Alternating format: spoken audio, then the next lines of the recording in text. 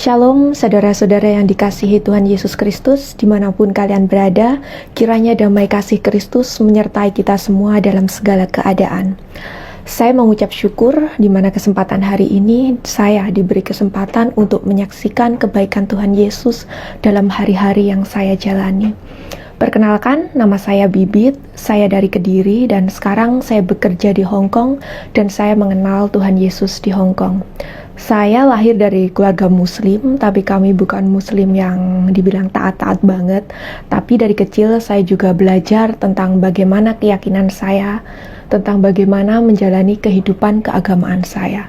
Saya percaya ada surga dan neraka, ada sebab, ada akibat, dan satu hal yang saya sangat percayai dan sangat saya rindukan adalah peran seorang wanita dalam keluarga dan peran agama dalam sebuah keluarga.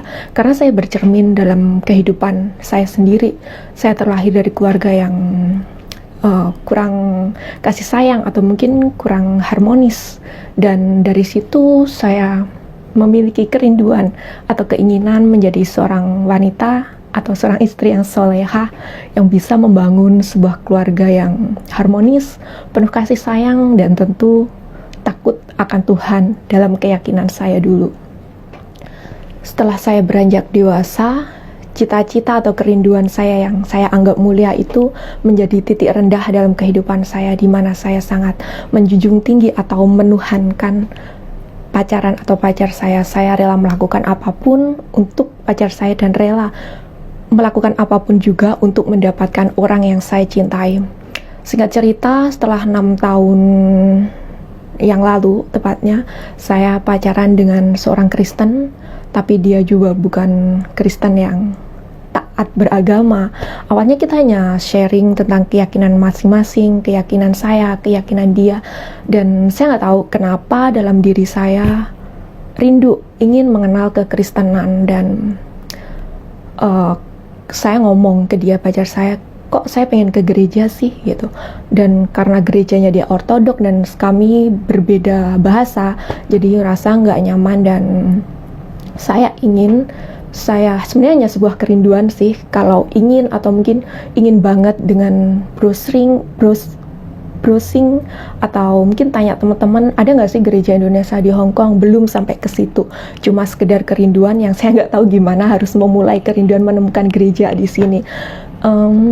Suatu ketika nggak berselang nggak lama juga sih, mungkin cuma beberapa minggu atau mungkin seminggu, saya lupa.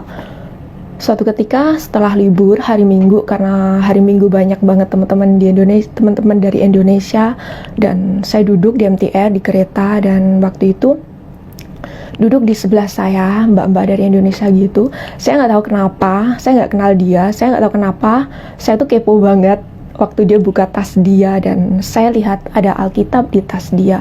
Saya tahu Alkitab karena sebelumnya waktu saya kecil saya pernah dikasih Alkitab sama teman saya, tapi waktu itu saya belum merasa tergerak, belum ada panggilan atau belum ada kerinduan menjadi seorang Kristen atau mengenal Kristen. Saya kasih Alkitab saya ke teman saya yang Kristen. Dan setelah saya kenalan sama dia, saya tanya-tanya, dan akhirnya minggu berikutnya kita janjian dan dia bawa saya ke gerejanya dia. Kesan pertama masuk gereja, tentu aneh ya, kita yang muslim masuk gereja dengan penyembahan yang berbeda dengan kita, dengan keyakinan lama. Dan tapi saya cukup terharu pertama kali masuk gereja dengan keramah tamahan teman-teman di gereja. Singkat cerita, tidak butuh waktu lama buat saya memutuskan ingin dibaptis. Kenapa saya ingin dibaptis walaupun sebenarnya saya belum mengenal Tuhan Yesus secara pribadi? Pertama mungkin karena pacar saya adalah Kristen, dan kedua kesan saya dari kecil itu kekristenan tuh indah gitu loh, baik, penuh kasih.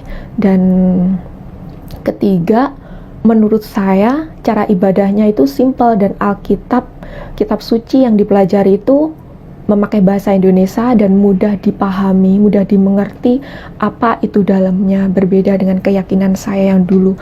Dan karena saya belum mengenal Tuhan Yesus Kristus, makanya kehidupan saya setelah dan sebelum dibaptis tidak ada perubahan. Walaupun setiap minggu saya bergereja, hidup saya tetap berantakan, tetap galau. Saya nggak tahu apa yang membuat saya galau, walaupun semuanya itu baik-baik saja, keluarga baik-baik saja, saya punya kerjaan juga baik, juga punya pacar saat itu. Tapi saya nggak tahu kenapa ya, di dalam hati saya, di dalam kehidupan saya tuh masih ada sesuatu yang kosong, sesuatu yang hampa, dan saya mungkin untuk pelarian atau mungkin penghiburan buat diri saya sendiri mungkin ya, karena dan saya juga membahagiakan atau mungkin melakukan apapun yang menurut saya itu bisa menyenangkan saya, walaupun saya tahu itu hanya sesaat saja. Dan setelah berjalan 4 tahun, Tuhan itu baik, Tuhan itu lemah lembut, seperti seorang ibu yang menyapih anaknya. Itu kesan pertama saya saat Tuhan mulai menjamah saya. Tuhan berlahan-lahan mulai memisahkan jarak dan waktu antara saya dan pacar saya, di mana saya harus pulang ke Indonesia saat itu tanpa rencana begitu saja. Dan setelah kita long distance, kami sempat putus saat itu, tapi karena saya belum siap, saya memaksakan diri. Saya tahu itu bukan kehendak Tuhan, tahu banget saat itu, tapi saya memaksakan diri untuk agar kami tetap berpacaran. Saya tahu itu bukan kehendak Tuhan kami balikan, karena walaupun dia seorang Kristen, dia hanya Kristen KTP, dia tidak mengajarkan saya untuk mengenal Kristus dan menjalani kehidupan Kristen seperti yang Tuhan kehendaki. Hingga pada suatu saat yang tepat di mana saya sudah menemukan gereja di Indonesia, karena saat itu saya belum bergereja di Indonesia, Tuhan membekali saya dengan firman-firmannya, sehingga setelah beribadah, saya nggak tahu kenapa di dalam jiwa saya bergumul dengan dosa-dosa yang saya jalani, seolah-olah Tuhan hanya kasih saya 2 pilihan, hitam atau putih, panas atau dingin. Selebihnya lebih baik gak usah kenal Kristus. Mungkin seperti itulah gambaran yang saya rasakan. Dan gak tahu kenapa ya, gak lama juga, berselang cuma beberapa bulan, akhirnya saya dan pacar saya ada masalah dan kami putus. Puji Tuhan, walaupun bercucuran air mata, walaupun kedagingan saya menjerit, saya gak mau putus. Tapi dengan firman, dengan pengetahuan yang bisa ternyata memerdekakan saya untuk melepaskan kehidupan saya, melepaskan pacar saya, dan saya berkomitmen untuk menjadi ciptaan baru. Yang artinya menjadi ciptaan baru berarti saya harus melepaskan sebagian dari kebebasan saya. Dan itu nggak mudah, walaupun saya nggak jatuh bangun, tapi itu sebuah perjalanan yang bercucuran air mata. Setelah melewati hari-hari yang sulit, hari-hari yang penuh pergumulan antara melepaskan kehidupan lama dan menjadi ciptaan baru, saya nggak tahu kok saya nggak tahu gimana saya bisa membuat komitmen untuk memperbaiki kehidupan saya yang dulu bisa menggunakan waktu sesuka saya, bisa berpacaran, melakukan apa saja, kehidupan bebas.